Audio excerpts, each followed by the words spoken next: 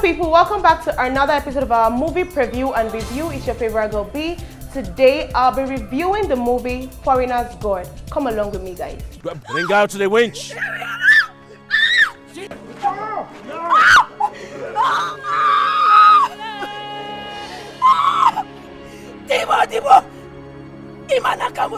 Ashes to ashes. Dust to dust.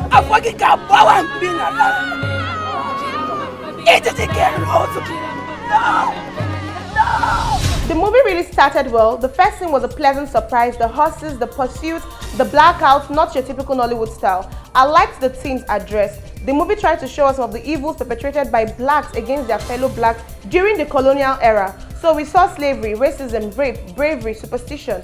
But there are quite a few issues that negatively affected how impactful this movie could have been. The movie lacked authenticity. Let's talk about the setting and their costumes. On the surface, it looked good. In fact, it was picture perfect. However, a closer look would reveal the flaws. It seemed like they were on a set playing dress up and not a representation of the people whose story they were trying to tell us. It was more like a documentary about a random African country than a story about any tribe in Nigeria. How about the language? This movie was supposed to be about the lives of the indigenous people of Enugu, Nigeria. The characters in this movie were talking like they were in a 2G version of Wakanda. I was just laughing. At least one person should have been bold enough to tell them to stop the nonsense. The parts where they spoke the local Igbo dialect itself did not sound like Igbo.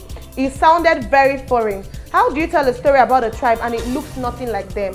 Acting and casting. Sam Dede was the only character that was worth seeing. Even Eukaria Anunobi's performance was not good in this one. I think her costume was another reason I couldn't take her seriously. An Igbo chief priestess wore grey contact lens like a slave mama and had blonde dread. It was so obvious that it was a wig. The actors were not in sync with their characters. All of them delivered their roles with the flatness of people who are taking cough syrup or something. They were just dragging their words with their fake Wakanda accents. Editing and graphics were terrible. They used design effects to create animals, injuries, and every attempt was an absolute disappointment. They were already spending money. Why did they not invest in hiring a good graphics person or designer or whoever is responsible for that part of the movie? The plot development was not great. The story unfolded in such a way that the white guy was not even needed. He did not do anything. This story could have happened without him. I don't understand their attempt to add love and romance because from where to where now? All through the movie, Inidima acted like someone with a mental problem. So how and why exactly did they think it was okay to say that she and the white guy were falling in love? She needed rescuing and not someone trying to kiss her in the forest. I thought she would use her powers to heal the white guy and the guy she would continue to call her God. I thought she would use her powers to heal the white guy and the guy will continue to call her his God and they will live happily ever after. That explains the title of the movie, by the way. The white guy was of the opinion that your God can be anything and to him, she was his God. Instead, she killed him off completely by herself, stole his identity and ran away to England. I don't know what she went there to do, Sha. After killing the people, maltreating them, why did she not rescue the witches? Why did she have to run away? No one was after her. I was Sha confused. Attention to details was very poor. This movie set was around 1940s, about 20 years before independence, and Enugu was one of the popular states at that time. Yet the whole setting looked so primitive. No signs of the political and ideological development that was growing like wildfire at the time. Instead, they showed us the eclipse of the sun that happened in 1947, which in my opinion was not really needed. I still don't get the correlation between eclipse and Inidima being a witch. A young, vibrant and radical Igbo man could have played the role of the white man. They did not need the white man effect at all. The end of the movie, a big no. The attempt to Photoshop Inidima's head on the white man's body was an epic failure.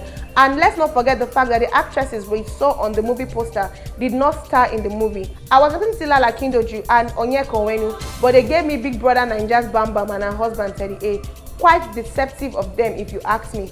Foreigner's God could have been really good, but unfortunately, it was not. I'll be giving this movie a 3.5 out of a 10. If you've seen this movie, let me know what you think in the comment section, and if you're yet to see it, you can go watch it and come leave a comment for me later in the comment section. But for you to do that, of course, you have to be following us on all of our social media handles. On Instagram, we go by e.com_official. For Facebook and YouTube, we go by e.com_official. And for Twitter, we go by ebotcom01, all in lowercase alphabet. I remain your favorite girl B. Bye, guys.